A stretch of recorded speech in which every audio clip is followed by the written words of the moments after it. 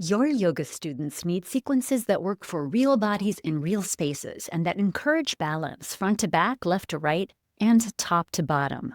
I'm Sage Rountree, and I help yoga teachers plan creative, practical classes with confidence so they can sell out their classes. This hip, spine, and shoulder focused sequence builds around head to knee pose variations. It's accessible for most students and it's easy to teach. Try it yourself first because you need to experience every sequence before you consider teaching it. Then try it with your students and let me know in the comments how it goes. I'll send you a full yoga class lesson plan with more follow-along videos when you sign up for my newsletter at sagerountree.com/newsletter. And if you want ongoing support with fresh sequences just like this to try every week, check out the yoga class prep station. Links in the description. Come to sit. Keep your left leg extended, bend your right knee so that the sole of your right foot faces or touches your left leg. Take your right hand in front of your right ankle, your left hand over by your hip. Inhale, press some length up your spine. Exhale, rotate so that your torso is oriented toward the pinky toe side of your left foot. Have another big breath in. And as you exhale, bump your right hand to the outside of your left leg. You could stay sitting very tall here, or you could start to angle forward. Now, this angling can happen with your back long, or if it feels nice for your back, you can allow your spine to round and let the weight of your head also come into the stretch. You're the boss about what feels best for your back, so make smart choices.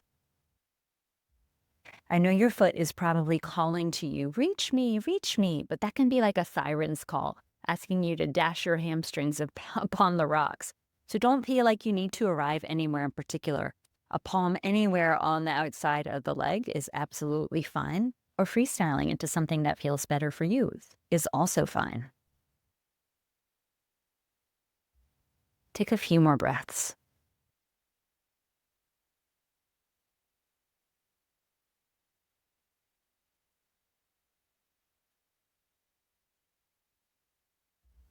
Use an inhale to exit the pose and sit tall. Keep your legs as is. Now move the back of your left hand somewhere down the inside of your left leg. Extend your right arm out, so you're spreading your arms about 180 degrees. Now you're twisting away from the left leg you previously folded over. This is a great place to stay. You could even hang out here with your hands on the floor. Or if you feel like there's room, you could take a hinge from your left hip crease and start to fold over your extended leg. Stop wherever your back says is a good place to stop. You can explore the space overhead with your right arm. I've rotated my right thumb back, my right pinky forward. And I come out until I'm like, that's kind of interesting. And that's where I'll stay. You could bend your elbow here and hold your head in your hand, less work for your neck. You can keep your torso spinning away from your leg, or you can try rotating down. Explore any movement that feels good. Don't tell yourself rules in your head about how this should look or feel, other than it ought to feel good. Let's take a few more breaths.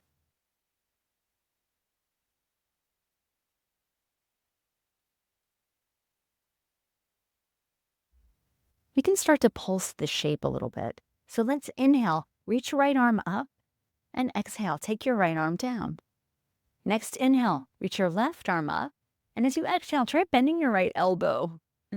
Stretching the left side of your torso. Inhale up, exhale. Brief revisitation of this revolved head to knee.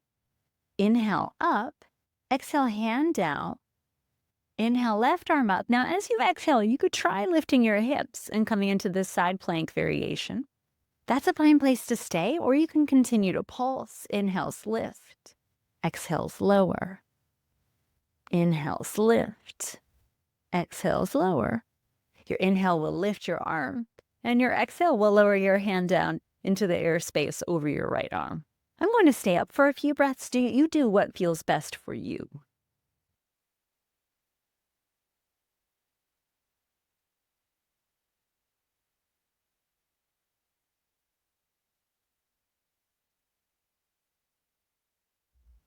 Use an exhale to lower your hips down to the mat. Lift your right knee up. Let your right knee face the ceiling. Sit tall. The sole of your right foot can stay on the inner edge of your left leg or bump across your left leg. Take your left hand to your right outer knee. Inhale, get some length up your spine. I raise my right arm up to help me with that. Then exhale, return to twisting in the direction you were just facing, looking back to the right. This is a great place to stay. Some of you might like to hug your outer elbow, your inner elbow against your outer knee, or yes, your outer elbow can lever over your outer knee. If you're not breathing, then you're not doing it right. If you are breathing and it feels decent, you are doing it right. Let's take another 3 breaths or so.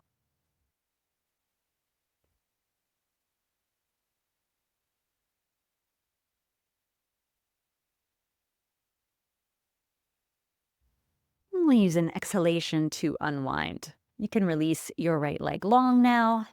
Maybe prop yourself up on your forearms or your palms. Take any squirmy movements that feel nice. We'll move through these 4 shapes on the second side. That means I will progressively be twisting away from you, but you know where we're going. Right leg stays extended. Left knee bends. Start with your left hand near your left ankle, your right hand near your right hip, and sit tall. Then bump your left hand to the outer line of your right leg. And again, inhale, sit tall. Exhale, hinge forward. Remember, your options include staying with your back long. If that feels more personally appropriate, then that's what to do. Or letting your back get in on the stretch. Listen to your back more than your foot. I know your foot is probably saying, reach me, but if that feels too aggressive, don't do it. Your right fingertips could still be pressing you into a light twist over to the right. Take a few breaths.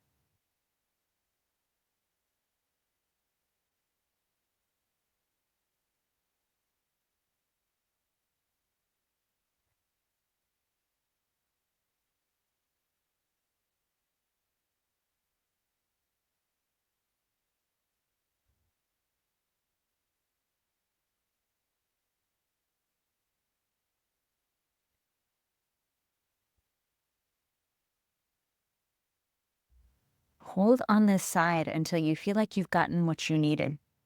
And when that does come to pass, use an inhale to sit tall, and an exhale will rotate you so that your torso is oriented toward your bent left knee. Now the back of your right hand can press against the inner edge of your right leg.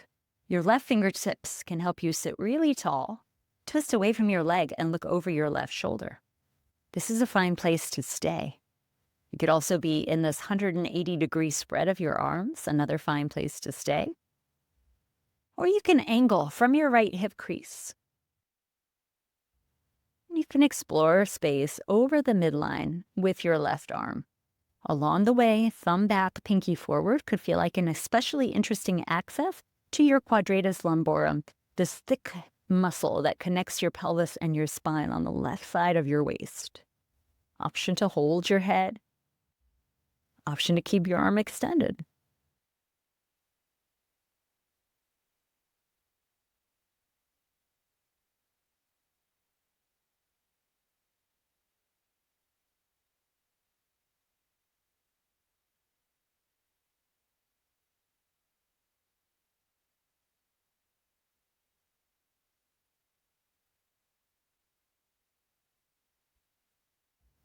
When you're ready to leave this shape, you'll start to do the lean back. Move it slowly at first. Inhale, lift up. Exhale, take your left hand or left forearm down to the floor. Inhale, lift your right arm up. And exhale, lean it back. You could stay or inhale up, exhale down. Inhale, left arm up. Exhale, revolved head to knee. In and up. Out and down. In and up with your right arm. Out and possibly down with your left shin as your hips come up and your right fingertips are over your left. In and out. In and out. Take your time.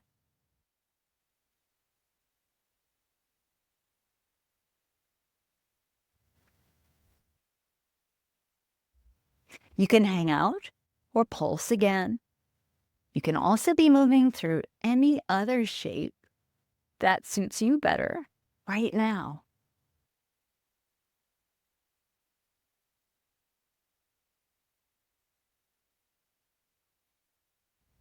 If you feel like holding for several breaths, you can do that. You could be holding your head in your hand. You could be reaching into a long side plank variation here.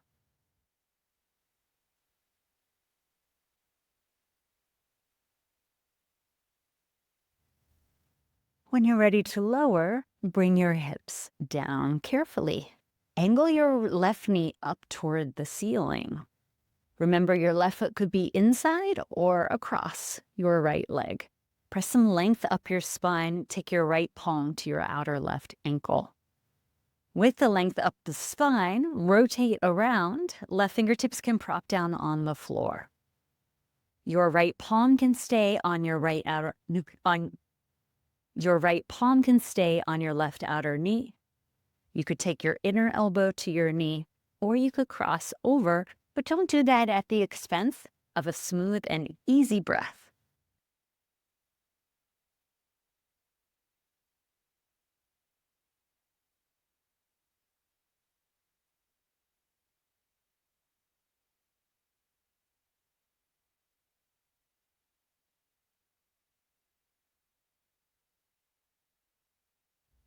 Three more breaths.